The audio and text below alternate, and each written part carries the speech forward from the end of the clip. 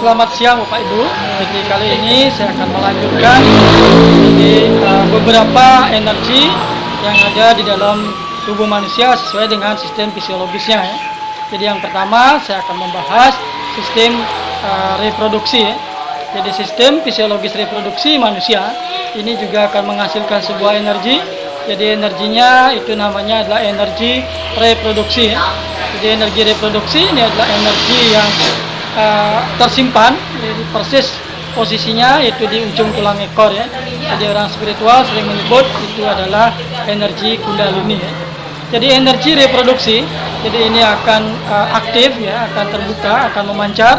Jadi manakala manusia itu dalam kondisi yang nyaman ya, yang damai, senang, nikmat ya, pada saat itu dia akan memancar ya. Jadi akan keluar dari tempat penyimpanannya. Jadi saya akan awali dari terbentuknya sigot ya, jadi terbentuknya manusia ya. Jadi dua orang ya yang berlainan jenis itu melakukan hubungan, jadi percintaan ya. Jadi masing-masing merasakan kenyamanan, kesenangan, kenikmatan, sehingga masing-masing itu energi reproduksinya bangkit jadi dari ujung tulang ekornya.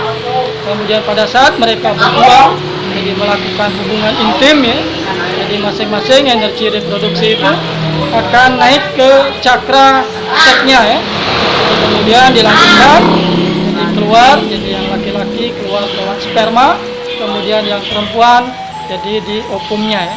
Jadi terjadilah pertemuan antara sperma dengan ovum, kemudian terjadi pembuahan ya. Jadi di dalam pembuahan antara sperma dan sel telur, nah di sini sudah ada energi reproduksi. Jadi dua energi reproduksi dari yang laki-laki dan dari yang perempuan. Jadi energi reproduksi inilah yang membentuk tubuh manusia ya. Jadi di dalam perut ya itu terbentuk sigot ya. Kemudian mengembang jadi menjadi bayi ya. Kemudian energi reproduksi yang sisa dari pembentukan tubuh manusia itu kembali tersimpan di ujung tulang ekor bayi tersebut. Jadi itulah asal muasal jadi energi reproduksi.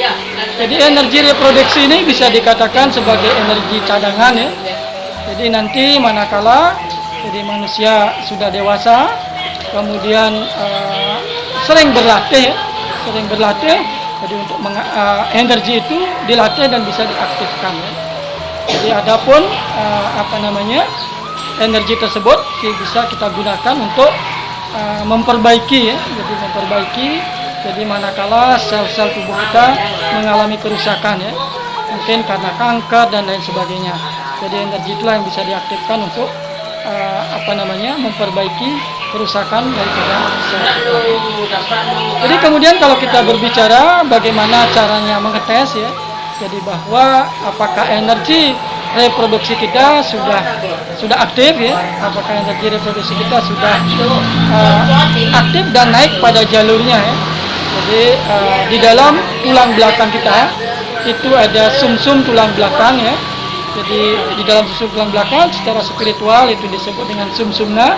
Jadi lewat sumsum itulah jadi energi reproduksi kita jadi bangkit dari ujung tulang ekor, jadi tepatnya di perineum, jadi naik ke atas mengikuti jalur tulang belakang atau jalur sumsumna, dia akan naik sampai ke pangkal otak ya.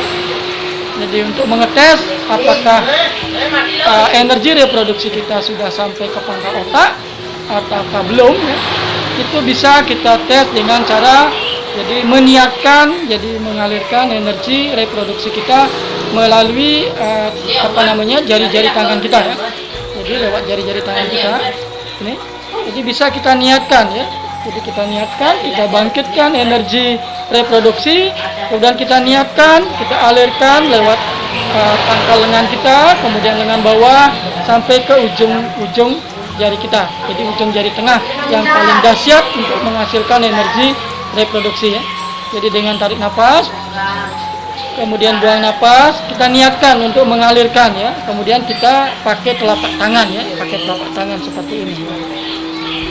Ya, ketika nanti terasa ada semburan dari ujung jari kita menuju ke telapak tangan kita, Nah, ini artinya berarti energi kita sudah mampu jadi menaikkan energi reproduksi kita sampai ke pangkal otak ya, seperti itu. Kemudian energi itu juga bisa dilatih secara terus-menerus ya. Jadi untuk memaksimalkan ya. Jadi energi reproduksi itu jadi juga bisa kita pakai untuk memurnikan cakra kita dari bawah. Jadi tentunya dia terbuka dari bawah. Ya, yang pertama dia akan memurnikan cakra dasar ya. Kemudian juga lanjut memurnikan cakra set, kemudian cakra pusat, cakra jantung, cakra tenggorokan dan seterusnya ya. Jadi energi ini bisa dipakai untuk memurnikan cakra. Jadi di samping itu juga jadi energi ini bisa kita untuk menyembuhkan diri kita sendiri. Jadi untuk memperbaiki sel-sel yang rusak. Di samping itu kita juga bisa untuk membantu orang lain ya. Jadi kita bisa salurkan energi reproduksi kita lewat ujung jari kita. Jadi kita bisa untuk membantu orang lain. Jadi yang mengalami kerusakan-kerusakan pada selnya ya, atau misalnya kanker dan lain sebagainya ya, seperti itu. Kemudian kita latih terus, jadi energi reproduksi ini akan maksimal ya, terbuka maksimal. Nah, itu untuk mengetes bahwa energi kita sudah maksimal juga bisa dengan menggunakan kedua telapak tangan kita. Nanti akan terasa. Jadi sama ya, tarik nafas, kita hembuskan ya. Nanti akan terasa di kedua telapak tangan kita terasa ada kenyalan ya, kenyal ya. Jadi semakin kenyal berarti kemampuan energi reproduksi kita sudah maksimal seperti itu ya. Jadi untuk membantu orang, di samping juga kita bisa melakukan dengan ujung jari, juga bisa kita lakukan dengan telapak tangan seperti itu ya. Oke, jadi itu adalah salah satu energi yang saya sebutkan. Jadi energi dari sistem fisiologis itu adalah energi reproduksi ya. Jadi seperti itu ya.